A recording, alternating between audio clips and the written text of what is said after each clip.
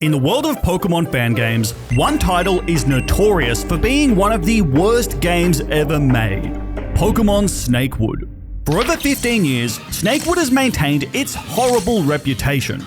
The game actively tries to torture the player, with cringy, awful writing, tedious, downright unfair gameplay, and so much more to leave you disturbed, frustrated, and disappointed. So, I made the terrible decision to play this game in its entirety to see just how bad Snakewood truly is, and to answer the question of whether it deserves all this criticism. And this turned out to be the worst, most frustrating Pokemon game I have ever played. So, sit back and enjoy the full, painful experience of Pokemon Snakewood. Let's begin. We load in as this incredibly angsty looking guy, and when I saw just how edgy our name choices were, I just knew that this game was going to be a glorious train wreck. The start of the game is genuinely interesting though. We wake up in what is supposed to be Littleroot Town, although the place has been completely flattened, with not even a single building left standing. And apparently, this is meant to be my house. Home sweet home, I guess? There's also the word help written in blood on the town signboard, so you just know that this is a charming little community. Anyway, in the rubble of the professor's lab, we find 3 Pokeballs. One that has an air of ill health, one that is spewing out exhaust fumes, and one that is just slowly spinning on its own axis. This is definitely one of the starter choices of all time. Ultimately, I take the one spewing out exhaust, which turns out to be coughing. So, armed with our happy little ball of toxic gas, we set out to leave Littleroot, only to hear someone crying out for help, just like in the normal games. Except, unlike the normal games, this time we see Professor Birch being chased by a green zombie guy. What is happening in this game? We try to save the professor and are forced into a battle against a zombie kid, who then whips out this monstrosity. A dead, zombie version of Bulbasaur, now called Boilbasaur. This thing looks incredibly evil, but also pretty cool. Thankfully, it's only level 3, so we can use our coughing as a deadly weapon, tackling into Boilbasaur repeatedly until it eventually goes down. Having lost the fight, the zombie kid then literally crumbles into dust. Did I just kill that kid? Birch thanks us for saving him, before finally explaining what is actually going on here. So, apparently, our character, Shade, has suffered severe memory loss. Despite being present at the time, we have no recollection whatsoever of Littleroot being destroyed by a zombie outbreak. Basically, the region is in chaos, there are zombies, zombie Pokemon, and no one knows where they came from or how to stop them. I mean, besides literally erasing them out of existence like I did to that kid. Regardless, Birch and I flee to safety, retreating to Oldale Town to the north. This is supposed to be some kind of stronghold, but considering that there is literally a zombie shopping in the Pokemart, I do not feel safe here. Besides, what could a zombie possibly be buying in a Pokemart? Just to the north of Oldale, we find Professor Birch waiting for us on Route 103. Even when zombies besiege our homes and our entire families vanish without a trace, there is still time for science. Okay, so you're not coping well with this crisis. Got it. My boy, I haven't been sober in weeks. Birch's denial aside, the professor hands us a mysterious egg that he found, and spoilers, I hate this thing.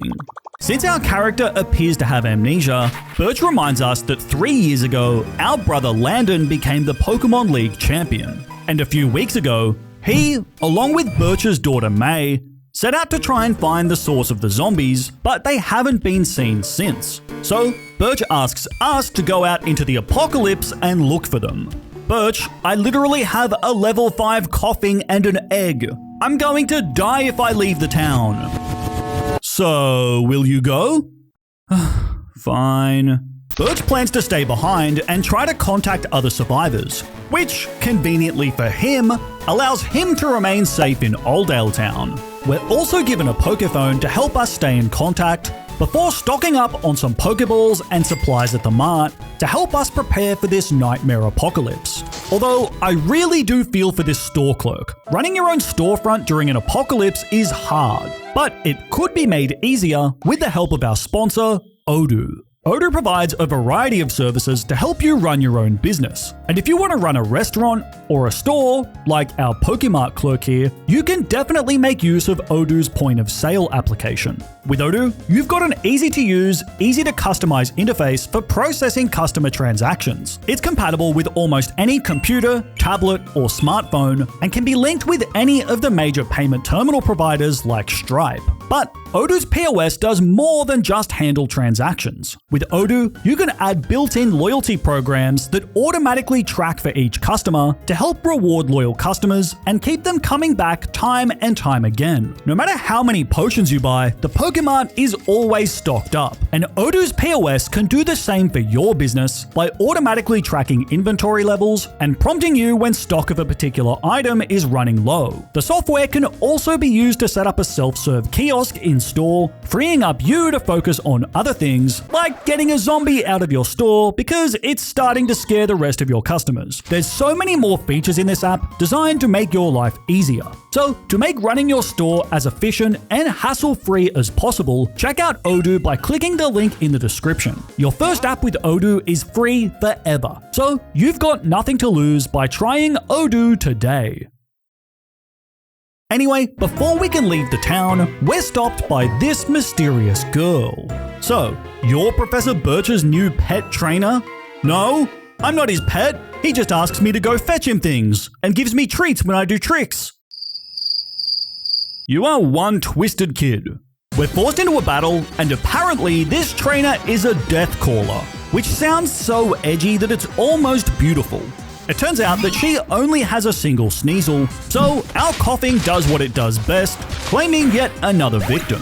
Having lost, the smug trainer reveals her name to be Alicia before running off with her battered little Sneasel. So far, this game has actually been pretty interesting, and I was starting to wonder whether all of the criticisms were overblown. Next, we head on to Route 102, where we immediately spot a man being mauled to death by a zombie. So, of course, I did what anyone would do and just walked right on by. The trainers on this route have all been turned into ghosts and zombies. But more importantly, they also have some new Pokemon, like this trainer who's packing this zombified version of Marill. What did they do to you, Marill? Why are you staring straight into my soul? And why do you look so deep fried?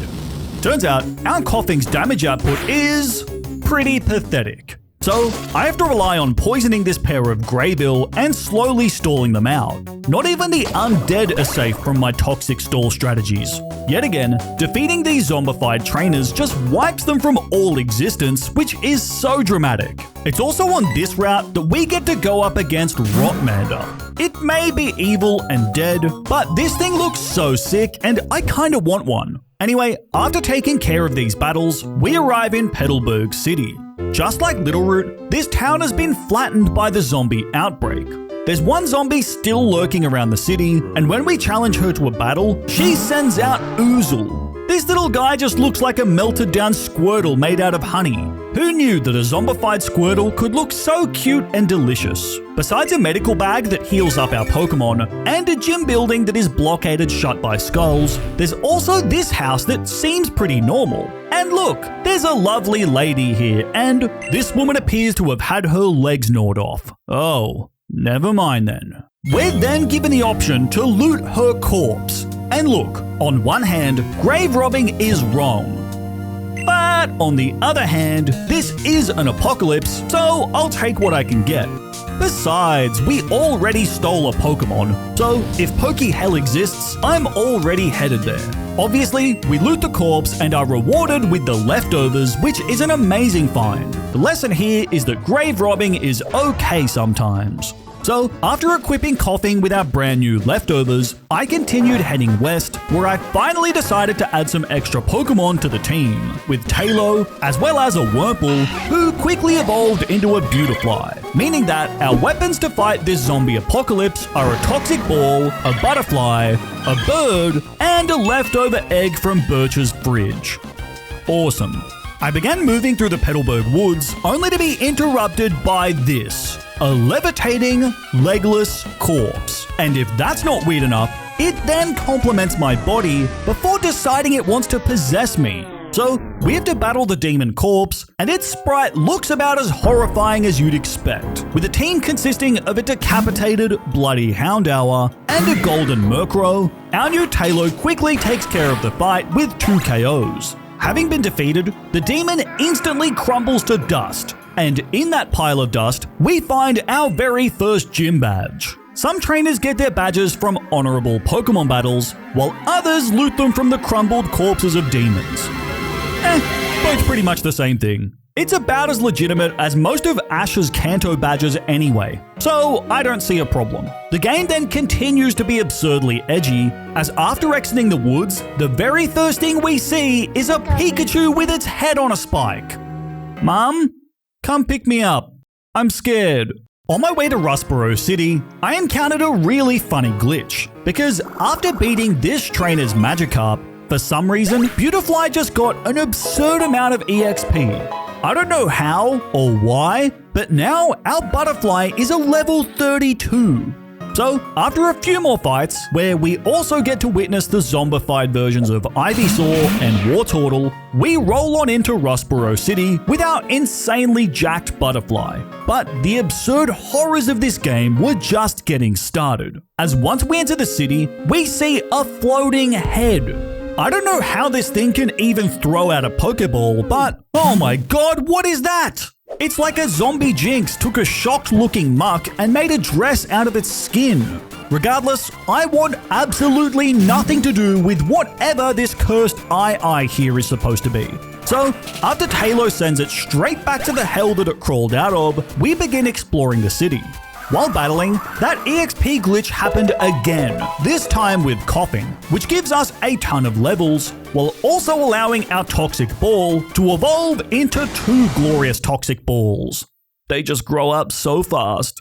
Once again, we run into Alicia, who reveals that as a Death Caller, she can summon demons and is working for someone called Lord Gravetrick. Gee, that sounds interesting. I can't wait for that to be explored in great, satisfying detail.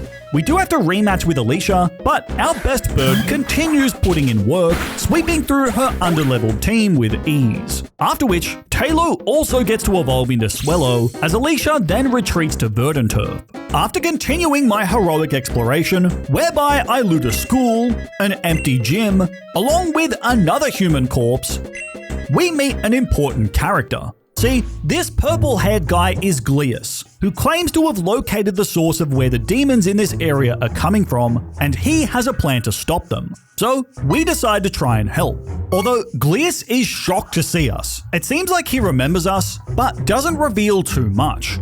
Apparently, we also must have some kind of rare, special ability to be able to see him. Gee, a special ability sounds interesting. I can't wait for that to be explored in more detail. Ultimately, Glius agrees to accept our offer for help if we can prove our strength in battle. So, the fight begins, and this man pulls out a face leech, some kind of parasitic Deoxys-looking leech. It looks pretty cool and is really strong, but it's also really frail. So, after Swellow sends Face Leech back to the Shadow Realm, Glius finally agrees to accept our help. And this is where the game first starts to become a little unhinged. Basically, Glius explains that this girl is under a spell that causes her to serve as a portal for demons to enter our world. Our role in shutting this down is just to fend off some demons in battle and... oh god. Who knew that demons were just Brock fused with a Groudon? Anyway, after fighting off a few identical demons, Glius is able to close the portal, also brutally crushing that innocent girl in the process. Glius then thanks us for our help before the mysterious man disappears. That was a lot to take in. Although, while the game has been pretty interesting so far, it wouldn't take too long for it to start becoming absurd, painful, and begin falling off the rails. With that, now we move through the tunnel until we reach Verdanturf on the other side. However, this town has literally been crushed into the ground. Now it's just an empty pit of lava. As soon as we arrive, we're spotted by Alicia, who drags us over to her boss, a woman named Pestilence. She's someone that our character seems to recognize, but can't really explain why. Pestilence recognizes us too, exclaiming that she thought we had died during the destruction of Littleroot Town. She also claims to be a member of the 4 Horsemen of the Apocalypse before challenging us to a battle. But while Pestilence may have the power of the undead, we have a cool-looking bird. With a few wing attacks, we can rip through her zombie Grimer, as well as her Quillfish without any trouble. And this is where I became even more confused. Because after Pestilence flees, Alicia comes up and apologizes to us, claiming that she didn't recognize us in this disguise. I don't really get her sudden change in attitude, but after reaffirming that she now works for the Horsemen, Alicia states that she won't hold back the next time she sees us before fleeing the scene. Although she does leave behind a Pokedex, which our character recognizes as having belonged to May. I'm so confused.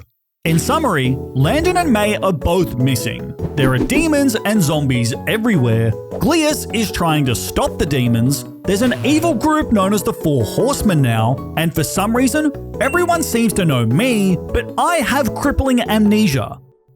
My head hurts. The story might seem interesting so far, but trust me when I say that this story is only going to get more annoying and absurdly unsatisfying. But at the time, I was determined to find some answers. While on a phone call with Birch, he asks us to visit Dewford Town, as apparently Landon and May were spotted there a few weeks ago. In the regular Hoenn games, you could just sail to Dewford with Captain Briny. However, he is now a zombie, so we'll have to find our own way to Dewford. The solution here is to loot another corpse, in which we actually steal a Pokémon. It turns out to be a Magikarp, which is holding the Surf HM. Then, down on the nearby beach, it's here that we find a trainer. I'm the only trainer left alive from Petalburg Gym. That makes me the gym leader. Wait. Does that mean my dad's dead? About that. Naturally, I decide to grieve this loss by having my extremely overleveled Weezing just sludge bomb all over her pathetic Pokemon in what was a very one-sided beatdown. After which, we're handed the normal badge, which is exactly what we need to use Surf outside of battle. So, after heading back down to Route 104, we all pile onto my poor Zigzagoon, as our raccoon is forced to carry us across the entire ocean. And during our journey, the egg given to us by Professor Birch finally hatches into an egg. You've got to be kidding me. Yeah, our egg just hatched into an egg, except now it's an actual Pokemon, a normal bug type that only has 2 useless moves. Great, awesome, thanks game. Anyway, soon after, we arrive in Dewford Town. And since it's an isolated island, this place is unaffected by the zombie outbreak, which means that the gym here is running just like normal. There's a new gym leader though, named Haruko. She's Brawly's replacement, but refuses to battle me unless we can take care of an apparent monster that's been lurking inside the nearby cave. This all seemed pretty normal for a Pokemon game, but things would not stay normal for long. To start with, once inside the cave, we encounter this monstrosity. I don't even know what Hombone is meant to be, but it looks like a pile of poo with a claw. It's so weird and stupid that I knew I had to have it on our team. But this monstrosity of a thing is just the entree, because after slowly navigating through the cave, we eventually reach the end, only to be confronted by this. The Dragon King named Meteor, who claims that our contract is terminated and that he's now joined the Horsemen. Like everyone else, Meteor is surprised to see us still alive before announcing that he intends to finish the job by eradicating us. I have no idea what's happening right now, but we have to battle against this black Charizard, who then sends in a green Charizard that's just called Dragon. This is truly a Game of the Year candidate right here. Anyway, Swellow quickly takes care of business, Dragon D's nuts all over the Temu green Charizard. After which, Meteor vows that he'll be back to destroy the town before disappearing. Even my character in-game is confused about what any of this means. Anyway, back in Dewford, now we're able to fight the gym leader, Haruko. She has 6 dark types and her team is a real mixed bag. Some of her Pokemon are completely free, while others are actually pretty threatening. While Luxray is able to finish off our beast of a Swellow, thankfully, Weezing can handle most of Haruko's remaining Pokemon. That is, until her ace hits the field, King Mario. Don't be fooled by the fact that this is literally just a ball with some googly eyes stuck on. King Mario is a pest. It's a dark and ghost type with Wonder Guard, meaning that none of my Pokemon can deal any damage to this thing. This is the first real instance of Snakewood's creator just deciding to troll the player with something broken. But by no means was it going to be the last.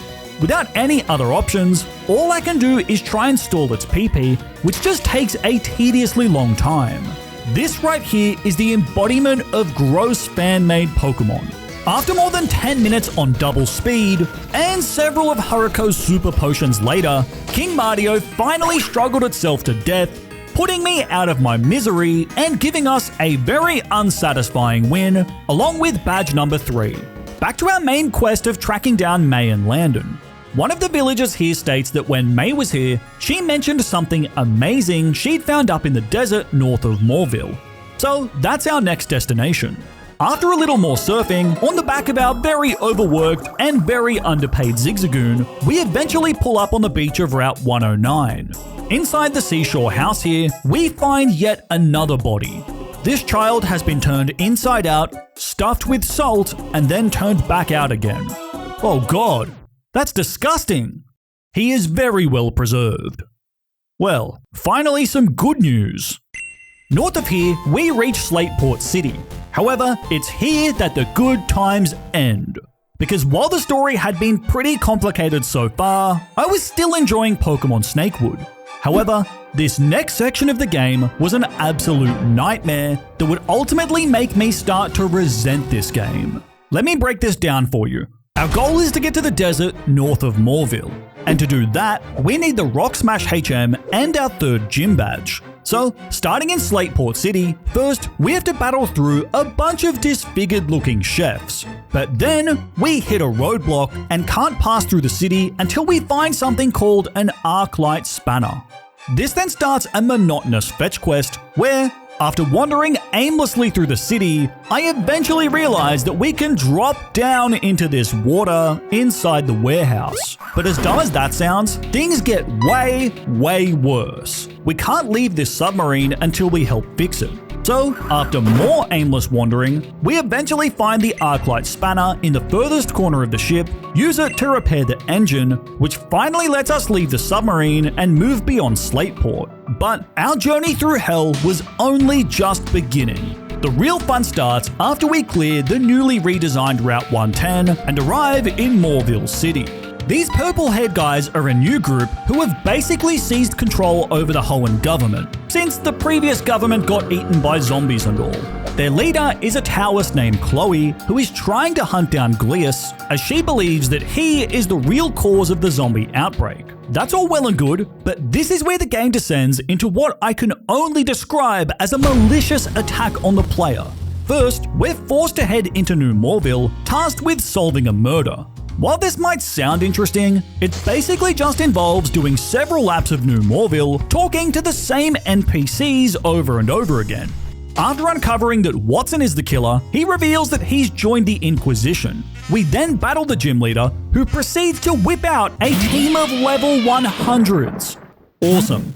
Thanks Pokémon Snakewood. Love that for me. Obviously, our team is absolutely thrashed into the dirt by Watson and his electric cheese. But after shutting off the New Moorville generator, now Watson's team is much more bearable. He still has some threats, including a literal Raikou, but that's nothing that our self-destructing Weezing can't take care of, ultimately giving us the win this time around. So Watson is apprehended, but we still don't have either our gym badge or the HM for Rock Smash. To get those, we now have to hunt down the Inquisition inside a new, nearby area known as the Island of Calm. And I'm not going to sugarcoat this whatsoever. This place is just garbage.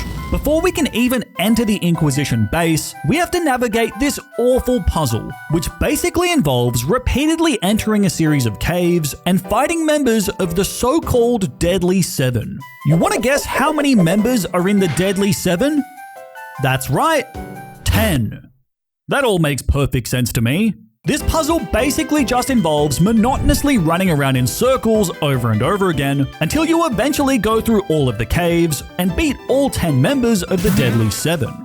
The one highlight of this, however, is that our mystery egg finally evolved, hatching into yet another egg? I hate this game, and I hate this egg.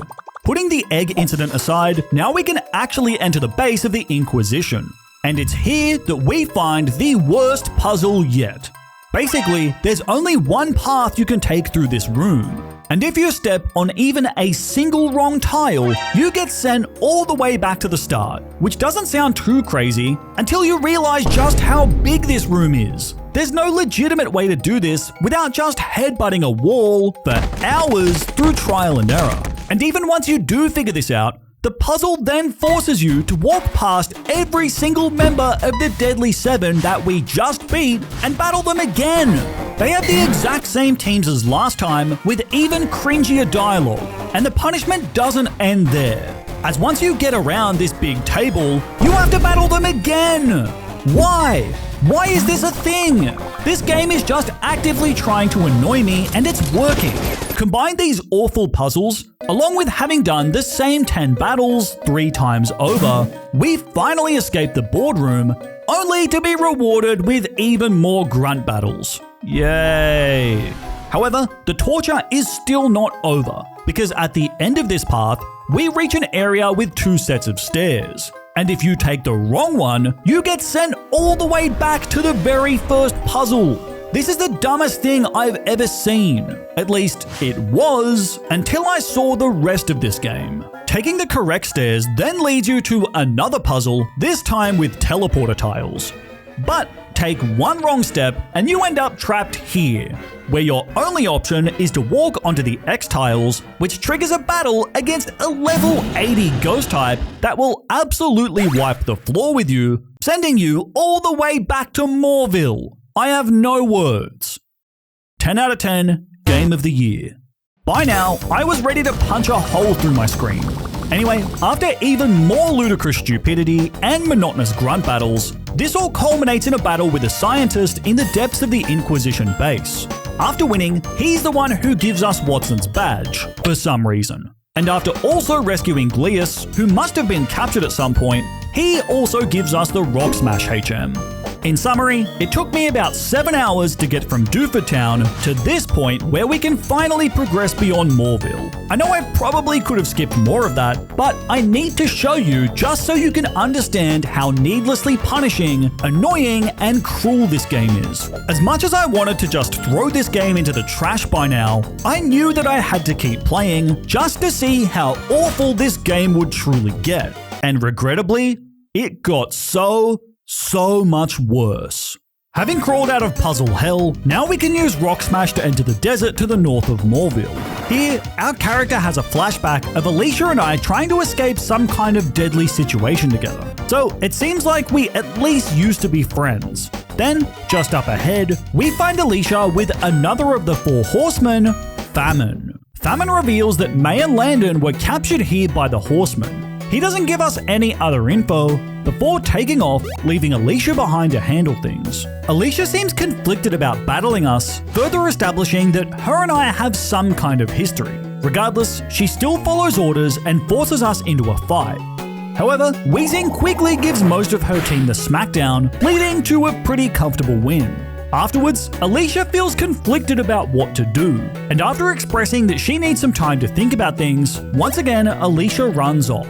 At this point, my faith in the story was starting to build as things were getting interesting. But this is where it all starts to slowly fall off the rails. The next hour of the game is basically spent doing a mandatory side quest where we have to do some ice puzzles before traveling down the mountain to what is now a monastery full of wise old sages.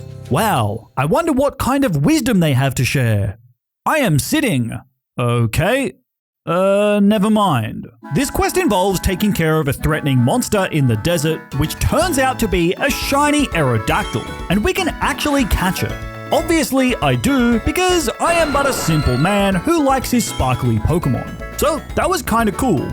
But what's not cool is the fact that our Hombone also finally evolved into...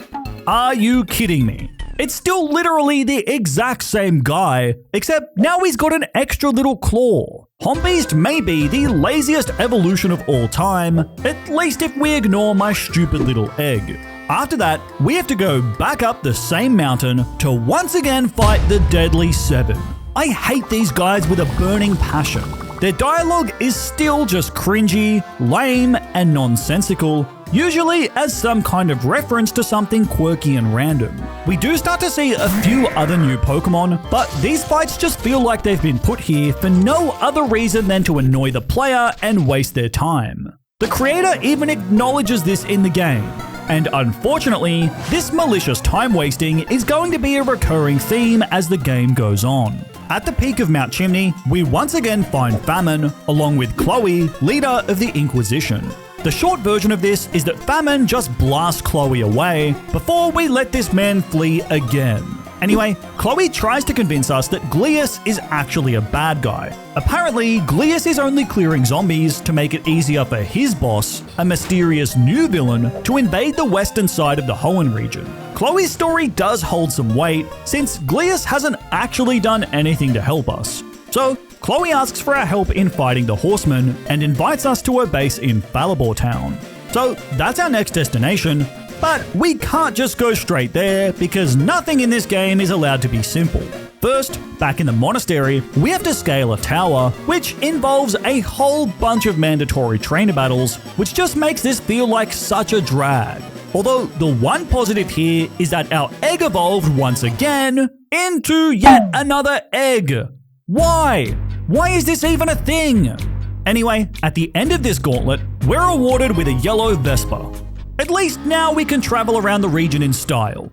This Vespa replaces the bicycle in this game, and it's exactly what we need, as now we can traverse the mudslides in the desert, allowing us to travel further north. Besides coming across this cyber-looking Zangoose variant, the path to Falibor Town is pretty standard, except now just with the floating heads and all that. Once we arrive in Falibor, the town has been completely taken over by the Inquisition. The main highlight of this area though is that Alicia's here and she's decided to abandon the horsemen. She then reveals that both her and I were death callers who used to be allies, and that after she thought I'd died, Alicia had no choice but to work with the horsemen. On top of that, she claims that the horsemen have also kidnapped the daughter of Meteor, the Dragon King, which is why he's agreed to work with the horsemen for now. This all sounds pretty confusing and all over the place. But just know that now Alicia is going to assist me, Chloe, and the rest of the Inquisition as we launch a raid on the base of the 4 horsemen in Meteor Falls. Before that though, I need to point out some of the other new additions here,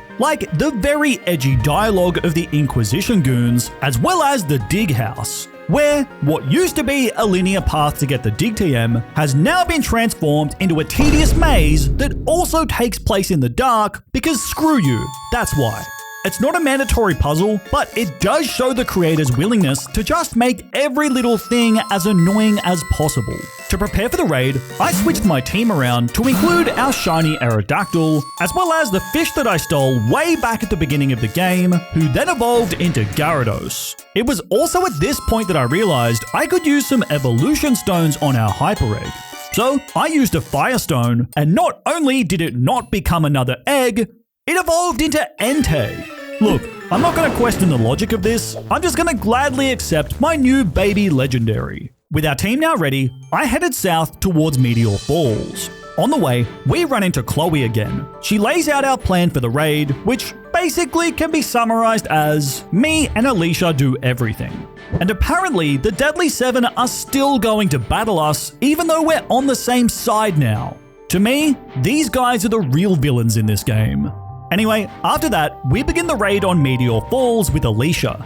At the end of the cave, we find Famine waiting with Pestilence, and this is the point that this story goes off the deep end. See, here it's revealed that Alicia never really existed.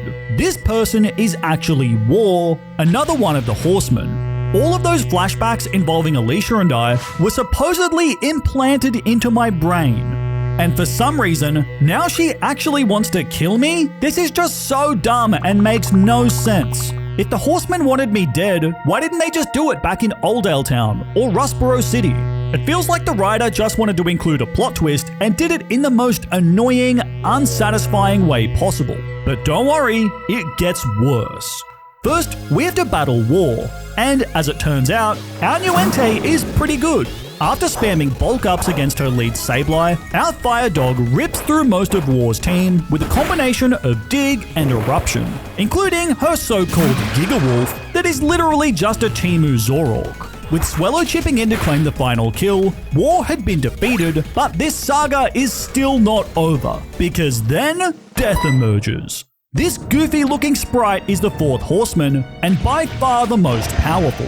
Because as punishment for interfering in the human world, he just eviscerates the other three horsemen into thin air. The main villains of this entire game so far just got squad wiped. After that, you might think that we're safe now, but no, because Death also just wants to kill us. You might be wondering how our character intends to get out of this, and you're probably expecting a tense Pokemon battle. But no, instead, our character jumps into the water and lands inside a submarine. What? This is the exact same submarine that was previously parked under Slateport. What is even going on here? Basically, the entire build of the storyline with Alicia amounted to nothing, and we escaped the physical embodiment of death by going for a swim. I think I'm finally starting to understand why this game has the reputation that it does. Also, spoiler, that was the only time that Death appears in this entire game. So I hope you enjoyed soaking in that lovely sprite while you had the chance. After leaving the submarine, we get dropped off just outside Fortree City on the eastern side of Hoenn. The zombies on this side have gotten an upgrade because now they've even got swords too. This also means new Pokemon, like this Electabuzz here, as well as this zombie Scyther that's just straight up called Grim Reaper. All of this delicious edginess is just too much for me to handle.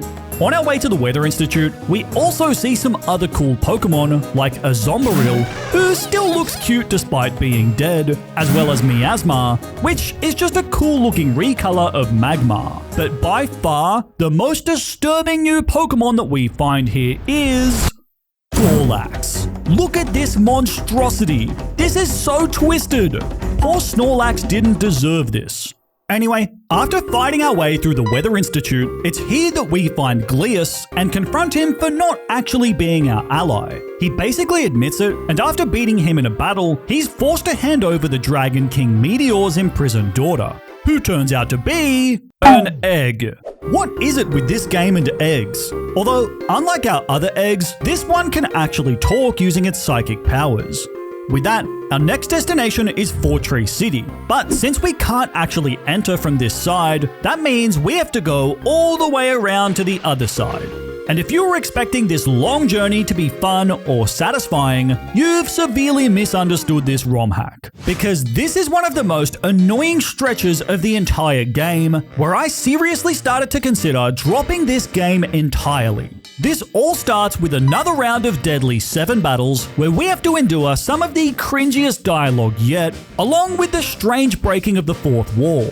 I mean, I think this basically sums up the Deadly 7 experience right here.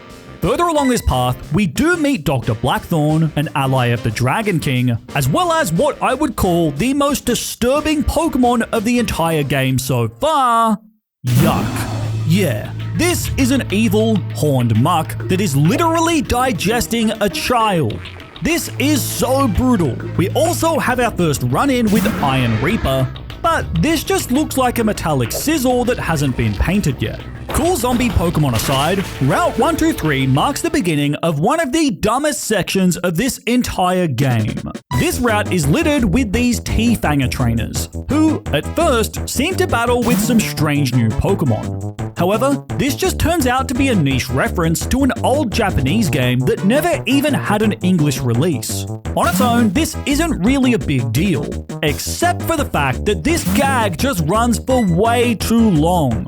It's like a whole arc of the game, with so many mandatory battles that are basically just the same niche reference on repeat.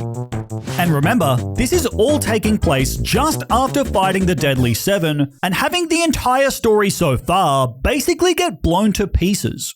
My patience for this game was quickly running out, but sadly, the stupidity of this game does not slow down. After scaling Mount Pyre and finishing all of the T-Fanger battles, including a fight against T-Fanger Lolly Dragon here, we meet a guy named Pestilence who works for the same boss as Glius. We have to battle him, and while he does use those T-Fanger Pokemon, thankfully this is the last time we'll see them. After the fight, Pestilence is forced to shut down the link between our worlds, sending the T-Fangers back home once and for all. Now we can finally move beyond Mount Pyre. Once we hit the shore, I spotted a new cave in the wall.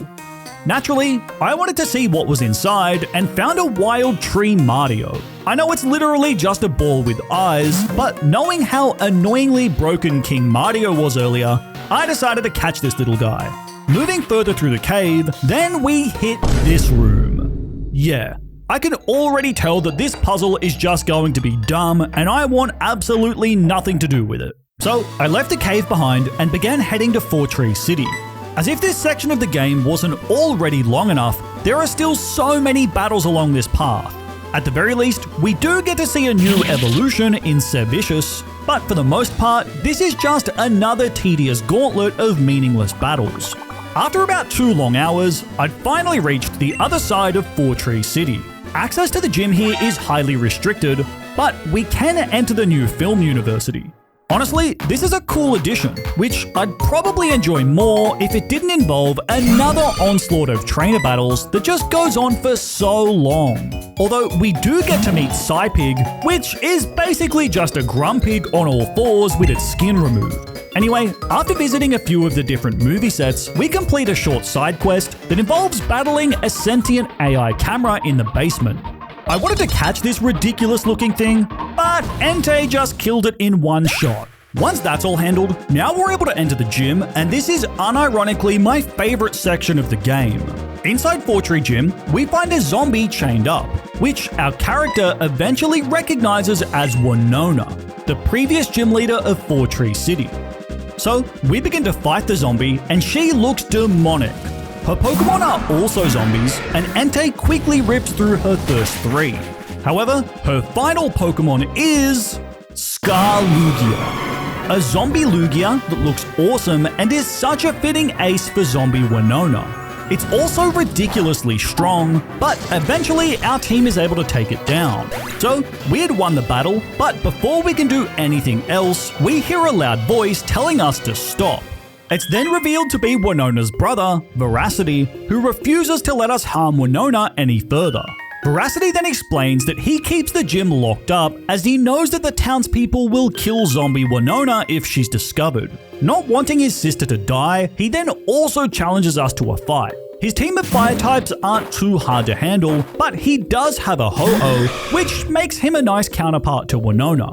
After his team is crushed, Veracity starts breaking down. Our character then tries to convince him that the zombie in front of us is no longer Winona, to which Veracity ultimately agrees, but can't bring himself to kill it. So our character just says, "Fine, I'll do it for you." We then take a blade and finish off the weakened zombie, putting Winona out of her misery. Veracity, still processing what just happened, heals our Pokemon before simply walking off. Despite the creator trying to shoehorn in some cringe dialogue at the most critical moment, this was still a touching part of the story that made sense and even introduced a cool new Pokemon. But as good as that moment was, sadly, it's still surrounded by more garbage. Because after being handed our next gym badge by a random NPC for some reason, our next destination is Lilycove City. And of course, the path is blocked. Which means that we have to go into that cave from earlier and deal with the puzzle that I really wanted to avoid. And yeah, this puzzle is about as annoying as it looks. There's multiple rooms that look identical, each with multiple doors and ladders that lead to other various rooms. This puzzle is purely designed to be annoying, and it worked. I had to waste so much time hopelessly wandering around this cave for no real reason. The only things of value I found were this cool looking bird, who I made sure to catch, as well as something called an Afro Ball.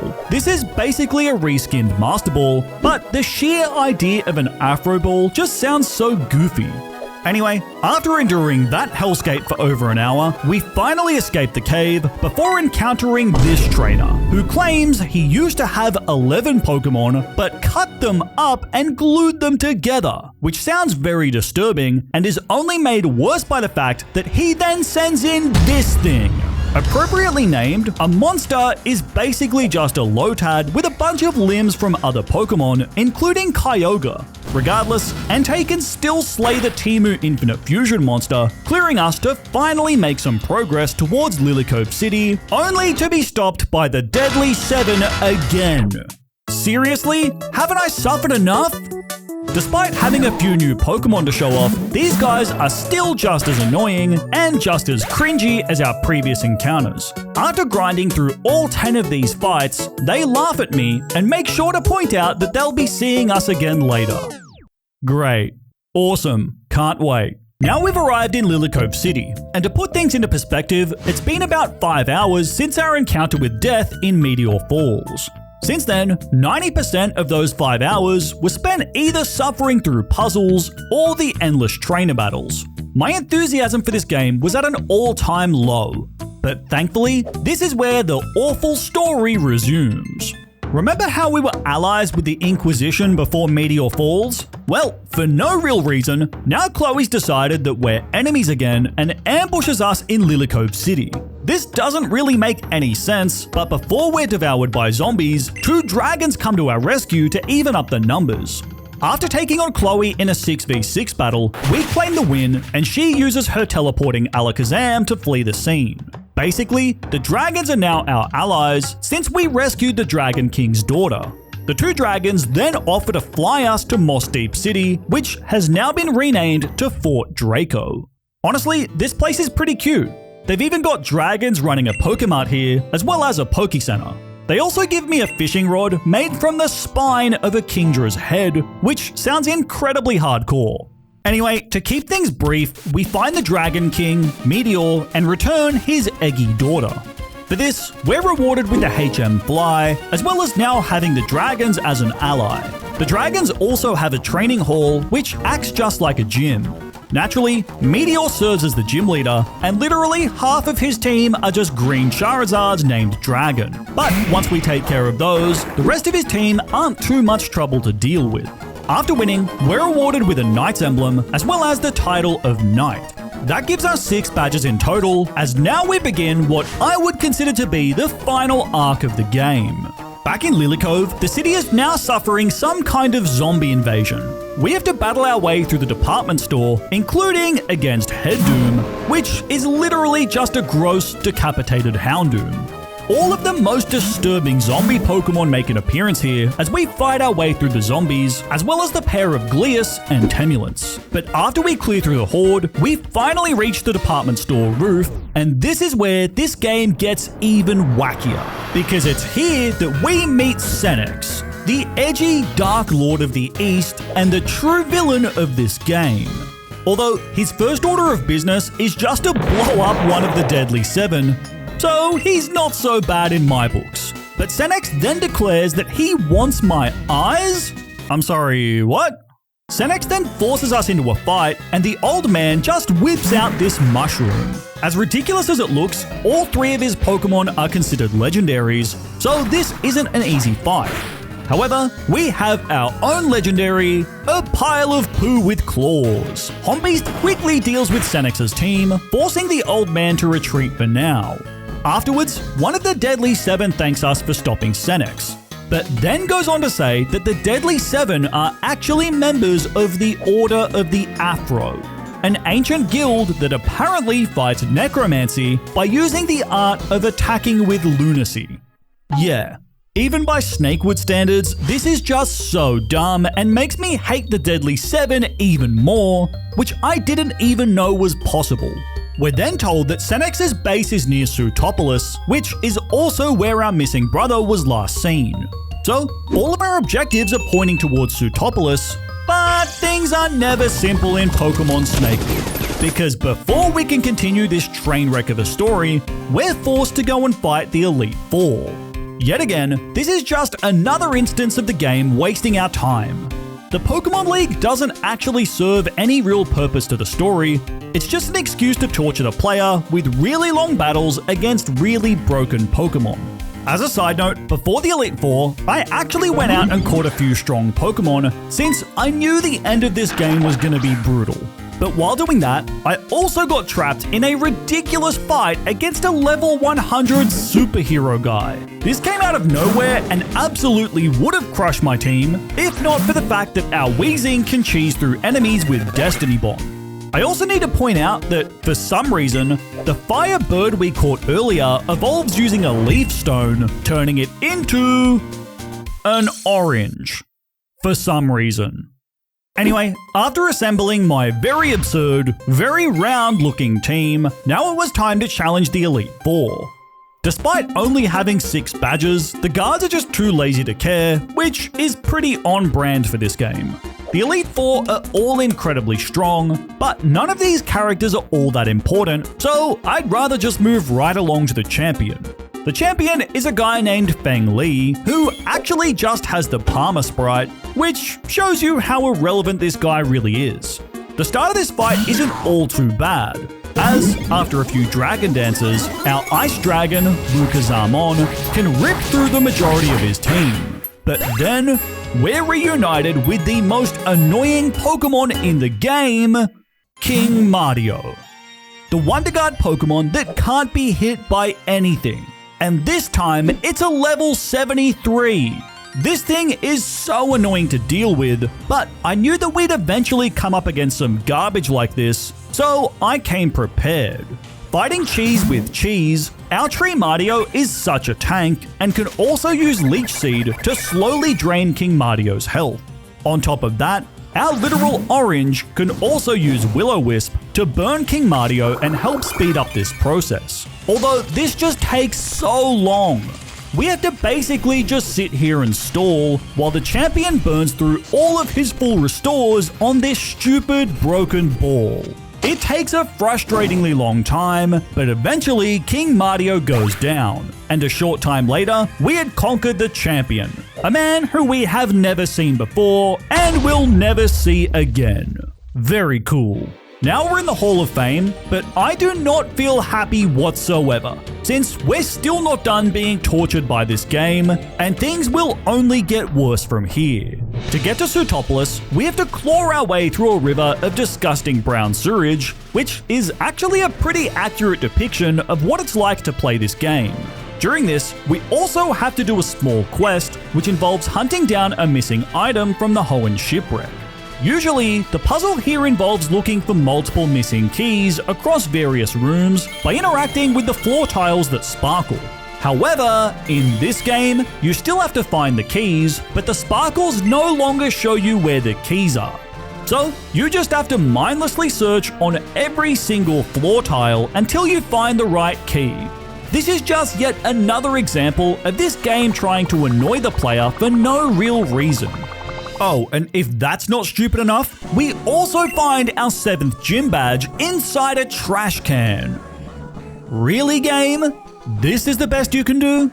Anyway, back to the sewers. Before we can exit, we're ambushed by Glius, who, very conveniently, can now teleport and use all kinds of strong magic that he never had before. And as ridiculous as this sounds, it's about to get even worse. Because from this point on, Pokémon Snakewood descends into its worst gameplay and worst storytelling yet. So, strap in. To keep this as brief as possible, after our run-in with Glius, we wake up in Pacifilog Town. And for some reason, apparently, our Pokemon can't withstand Senex and Glius's magic, so now we have to learn how to defend against magic with our own body. Introducing a concept like this late in the game is insane, but whatever. The guy we're supposed to learn these techniques from is this mirror.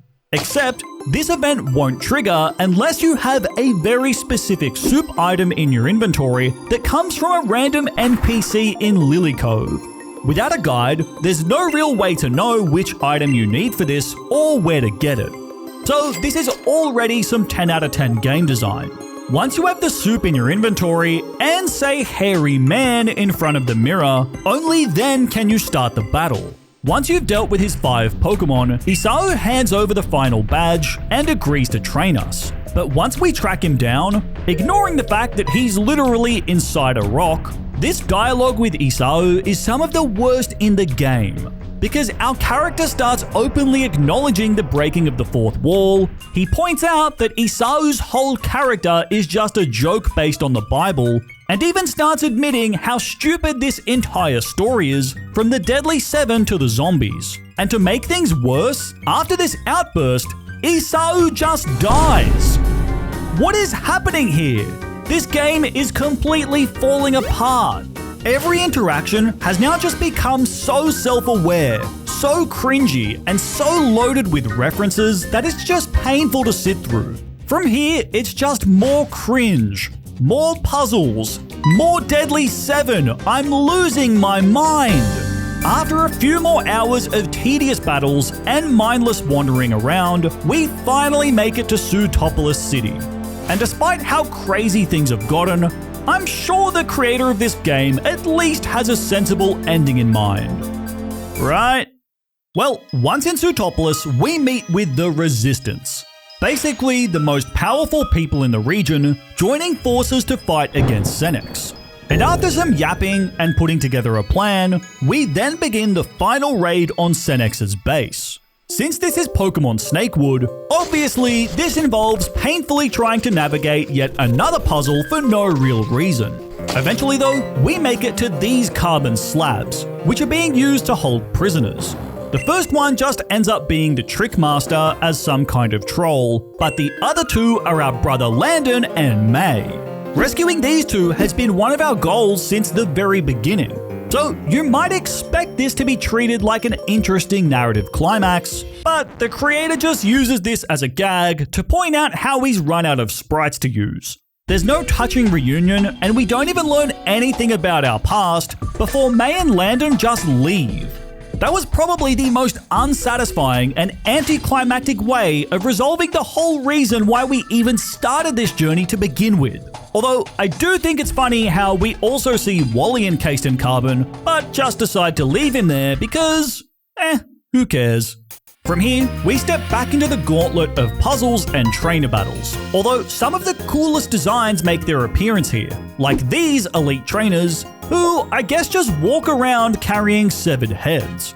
Some of the coolest Pokemon also make their debut here, like Stitcher, a combination of the Laddie twins that is incredibly morbid, but also pretty creative. As we move through these puzzles, they become increasingly unbearable. For example, the next one is a maze, which doesn't sound too bad on the surface. However, the twist is that a bunch of the tiles are invisible. This is just so mind-numbing and is another attempt at trying to make this game as unenjoyable as possible. Doing this legitimately would involve running randomly into the void in different directions until you find the right path. And with how long this maze is, this is just another unfair puzzle designed to make you suffer. And even if you manage to get past that ridiculousness, there's even more insanity waiting up ahead. The creator then blatantly points out how he doesn't even care anymore. Yeah, that's pretty obvious at this point.